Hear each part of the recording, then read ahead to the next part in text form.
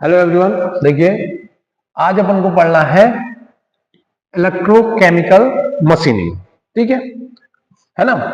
तो अभी अपन ने इसके पिछले वाले वीडियो में इलेक्ट्रो ईडीएम मशीन पढ़ी थी, electro EDM electro discharge machining. ठीक है, अब अपन को पढ़ना है ईसीएम इलेक्ट्रोकेमिकल मशीनिंग। ठीक है, तो देखिए इसमें होता क्या है। विद्युत रासायनिक मशीनिंग एक ऐसी प्रक्रिया है जिसमें विद्युत ऊर्जा का उपयोग वर्कपीस की सामग्री निकालने के लिए किया जाएगा एज अ केमिकल रिएक्शन। ठीक है, यह वर्कपीस और इलेक्ट्रोड के बीच में नियंत्रण विद्युत रासायनिक प्रतिक्रिया के बनाकर कार्य करती है। ठीक है, उसमें क्या होता था, उसमें होता था स्पार्क इरोजन, लेकिन इसमें क्या होगा, केमिकल रिएक्शन होगा। ठीक है, इसका वर्किंग प्रिंसिपल क्या है, देखिए एक नवीनतम तथा अत्यंत उपयोगी मशीन होती है जिसमें कार्यखंड को हटाने के लिए उपयोग किया जाता है। इसमें इससे धातु को मिश्र धातु और ये बताया गया है। इसमें क्या हो, एक्चुअल में क्या होगा, इसमें केमिकल रिएक्शन होगी। केमिकल रिएक्शन से जो इसका प्रिंसिपल है वो काम करेगा माइकल फेराडे के विद्युत अपघट्ट के नियम पर। भाई केमिकल रिएक्शन होती है, आपने विद्युत सेल और शुद्ध सेल पढ़े होंगे, उसी प्रकार से जिस प्रकार विद्युत अपघटन वहां होता है उसी प्रकार से विद्युत अपघटन यहाँ होगा। अपन एक इलेक्ट्रोड बनाएंगे और एक को एनोड बनाएंगे, एक को कैथोड बनाएंगे। ठीक है ना, और डीसी सप्लाई करेंगे। देखें इस विधि में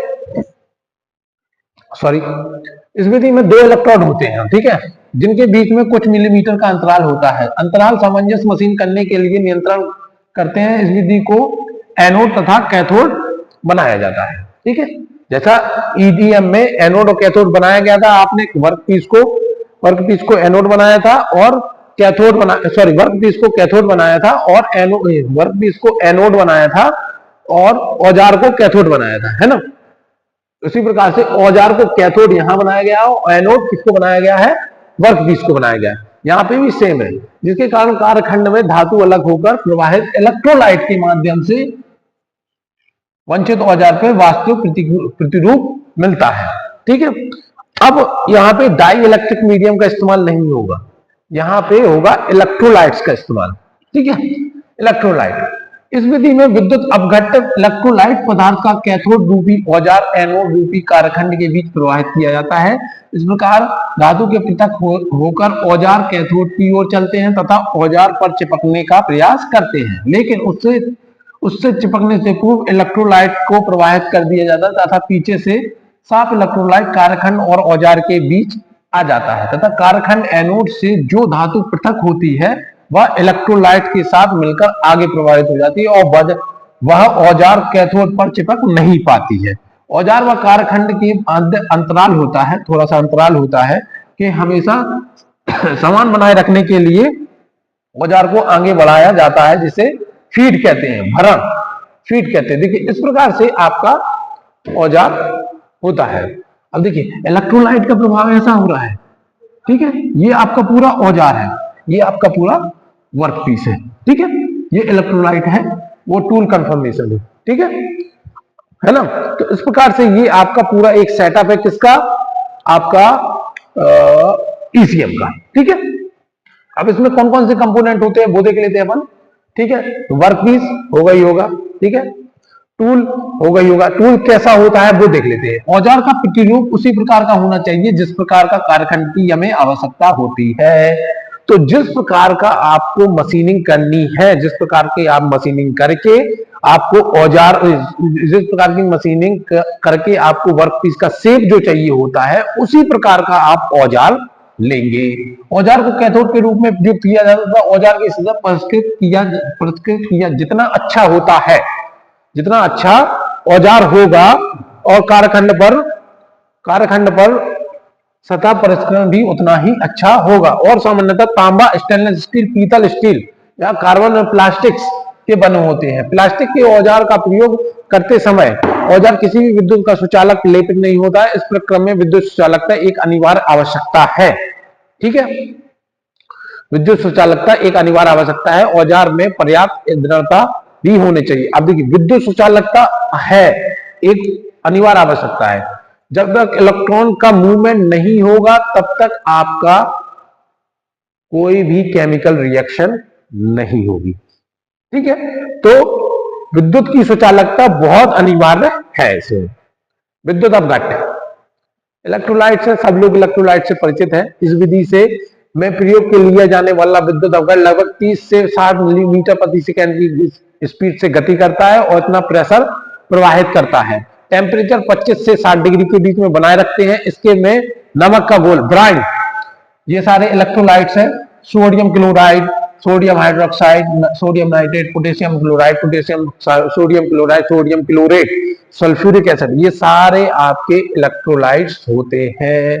ठीक है ना। इलेक्ट्रोलाइट्स के काम क्या होते हैं? या कटे हुए या पृथक हुए धातु को कणों को बहाकर ले जाता है, या विद्युत अपघटन, इसके द्वारा ही विद्युत अपघट्य संभव होता है। मशीनिंग बिंदु पर उत्पन्न ऊष्मा, अब ये विद्युत अपघट्य तो रहता है, ये एक कूलेंट का काम, जैसे वहां पे डाई इलेक्ट्रिक फ्लूइड, ईडीएम में डाई इलेक्ट्रिक फ्लूइड कूलेंट का काम कर रहा था, उसी प्रकार से यहाँ पे इलेक्ट्रोलाइट भी कूलेंट का काम करता है।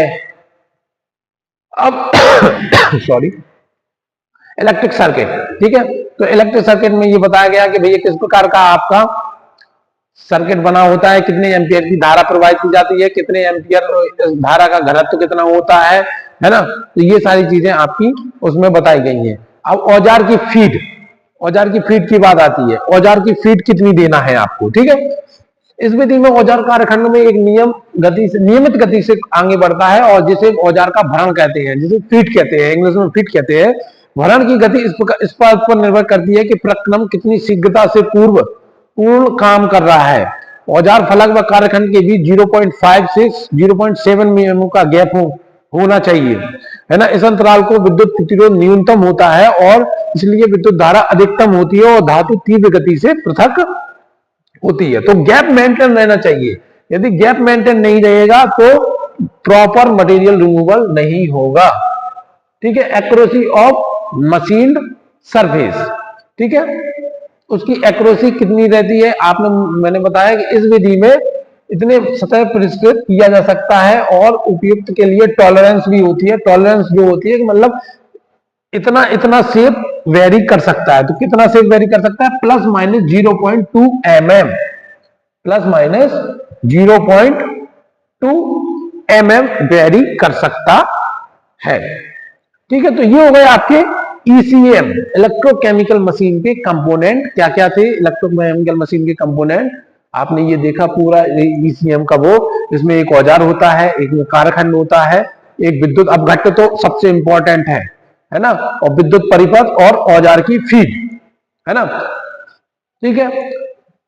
तो ये पूरा आपका एसीएम मशीन हो गई, है ना। तो अब इसके कुछ लाभ, भाई अपन ने जैसे उसमें कुछ लाभ देखे थे वैसे इसमें है। जटिल और कठिन आकृतियों में इसमें विधि से मशीनित किया जाता है। टूटने व पार्ट जो किसी अन्य विधि द्वारा मशीनित नहीं किए जा सकते वे भी इस विधि द्वारा मशीनित किए जाते हैं। इसमें धातु पृथक्करण की दर बहुत अधिक होती है। इस विधि में किसी प्रकार की कर्तन प्रतिबल उत्पन्न नहीं होता है। इसके द्वारा 0.1 से 0.2 माइक्रोन की सतह परिष्कृत प्राप्त किया जाता है। इसके द्वारा औजार का घिसाव नहीं होता है। अब देखिए उसमें औजार का ईडीएम में औजार का कुछ घिसाव होता था, लेकिन इसमें घिसाव बिल्कुल भी नहीं होता है। इसके द्वारा पतले कारखंडों की मशीनिंग भी आसानी से की जाती है। इसमें मशीनिंग सतह पर तापीय प्रभाव नहीं होता है, टेम्परेचर इफेक्ट नहीं होता है, ठीक है। अब इसकी कुछ लिमिटेशन है। कुचालक पदार्थ की मशीन नहीं की जा सकती है, ठीक है। मैंने आपको बताया था सबसे पहला इंपॉर्टेंट वो होता है इलेक्ट्रोलाइट है, तो विद्युत की सुचालकता होनी ही चाहिए, ठीक है। इस विधि के लिए बहुत अधिक स्थान की आवश्यकता होती है। इसमें प्रारंभिक लागत बहुत होती है। इसमें औजार की डिजाइन करना और फैब्रिकेशन करना थोड़ा सा कठिन होता है क्योंकि केमिकल रिएक्शन होती है, ठीक है। कोरोजन बहुत अधिक होता है। कुचालक पदार्थ मशीनिंग क्रिया नहीं की जा सकती है ना। तो इस प्रकार से ये इसकी कुछ लिमिटेशन बताई गई हैं कि ये आप लिमिटेशन है आपकी, ठीक है। चलो विद्युत रासायनिक, अब ईसीएम का क्या एप्लीकेशन कहां इस्तेमाल किया जाता है, ठीक है। इस विधि में भंगुर व नाजुक पुर्जों के लिए उपयुक्त होती है। जटिल आकार के कारखंडों पर मशीनिंग क्रिया आसानी से की जा सकती है। इस विधि द्वारा टरबाइन ब्लेडों की बाह्य सतह का निर्माण व जेट इंजनों की ब्लेडों को एरोफॉइल शेप का निर्माण किया।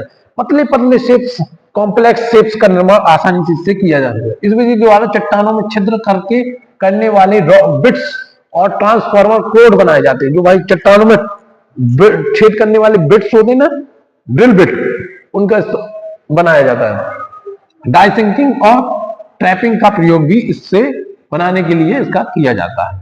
ठीक है, तो ये हो गई आपकी पूरी ओवरऑल ईसीएम मशीन, जिसकी अपन ने ब्लॉक डायग्राम से लेके सारे उसके कंपोनेंट को स्टडी किया।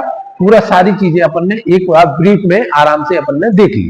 ठीक है, तो हो गई ईसीएम और ईडीएम दोनों अपन ने पढ़ ली।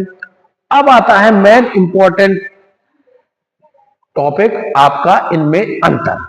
ठीक है, मशीनिंग तो इंपॉर्टेंट है, लेकिन इनमें अंतर भी उतना ही इंपॉर्टेंट है और आप पे आसानी से बनना चाहिए।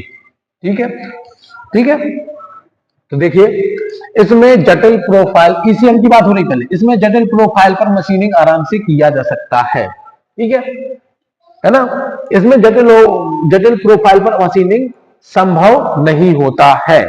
मतलब कंपैरिजन इनमें हो रहा है, ऐसा नहीं है इसमें कॉम्प्लेक्स शेप पर नहीं की जा सकती है, लेकिन ईसीएम से ज्यादा अच्छे कॉम्प्लेक्स शेप बनाए जाते हैं कंपैरेटिव टू ईडीएम। ठीक है, इनमें निम्न सप्लाई की वोल्टता की आवश्यकता होती है, इसमें अधिक सप्लाई की आवश्यकता होती है, क्योंकि स्पार्क जनरेट करना है ना आपको, इसमें तो सिर्फ केमिकल रिएक्शन करना है। ठीक है, या रासायनिक ऊर्जा को आधारित गैर परंपरागत मशीन है। ठीक है, या टेम्परेचर एनर्जी पर, स्पार्क रोजन में टेम्परेचर एनर्जी पर आधारित है और ये केमिकल रिएक्शन पर आधारित होती है। इसमें ऊष्मा उत्पन्न नहीं होती क्योंकि केमिकल रिएक्शन होता है, इसमें ऊष्मा उत्पन्न होती है। ठीक है, इसमें मशीन के लिए इलेक्ट्रोड की हानि नहीं होती है, इसमें इलेक्ट्रोड की हानि होती है क्योंकि इसमें केमिकल रिएक्शन होती है और इसमें स्पार्क जनरेट होता है, तो थोड़ा बहुत क्षय आपका औजार का भी होता है। इसमें विद्युत अपघट्ट के रूप में NaCl NO3 का प्रयोग किया जाता है, इसमें पराविद्युत पदार्थ का प्रयोग किया जाता है। ये सारी चीजें मैं आपको बता चुका हूं, दोनों मैंने पढ़ाई है आपको, ईडीएम और ईसीएम, और दोनों अच्छे से समझा दी है और दोनों में डिफरेंस भी समझा दी है। बहुत इंपॉर्टेंट है, आपकी दोनों मशीनें पूछी जाती हैं तो आपको अच्छे से पढ़ना है और डिफरेंस दोनों में अच्छे से पढ़ना है अपन को, है ना। अब कुछ इसके इलेक्ट्रोलाइट्स के गुण लिखे हुए हैं तो वो और देख लेते हैं, क्योंकि ईसीएम में प्रयुक्त होता है इसलिए ईसीएम में कवर किया है मशीन मैंने उसको। ईसीएम में प्रयुक्त विद्युत अपघट्ट पदार्थ जो विद्युत चालक होना चाहिए, सबसे पहला तो वही है। या विद्युत अपघट्ट सुगमता के लिए उपलब्ध होने वाला एवं सस्ता होना चाहिए, मतलब आसानी से अवेलेबल हो जाए। विद्युत अपघट्ट की श्यानता निम्न होनी चाहिए, उच्च विशिष्ट ऊष्मा होनी चाहिए। श्यानता निम्न होनी चाहिए, मतलब जो विस्कोसिटी है उसकी निम्न होनी चाहिए। विस्कोसिटी आप देखिए, जो पदार्थ के बहने के गुण का प्रतिरोध करती है, तो श्यानता उसकी कम होनी चाहिए।